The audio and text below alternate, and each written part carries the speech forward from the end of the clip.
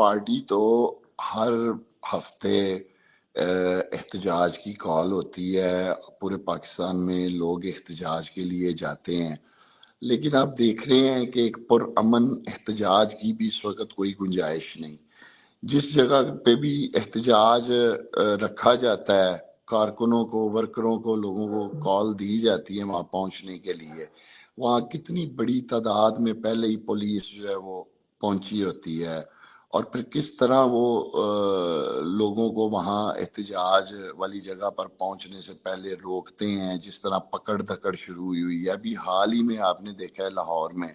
ہمارے ایک رکن پنجاب اسمبلی جو ہیں حافظ فرحت عباس، انہیں باقاعدہ تشدد کر کے تو انہیں گرفتار کیا گیا، ان کے ساتھ سینکڑوں کارکنوں کو گرفتار کر لیا گیا۔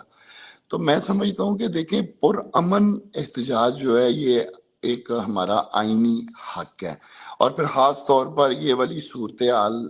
زیادہ تر پنجاب میں بنی ہوئی ہے، جہاں مریم نواز وزیر اعلیٰ منتخب ہوتے ہی یہ کہہ رہی تھی کہ جی میں تو پورے پنجاب کی وزیر اعلیٰ ہوں، میں اپوزیشن کی بھی وزیر اعلیٰ ہوں، اور ہمارے دروازے جو ہیں وہ اپوزیشن کے لیے بھی کھلے ہیں۔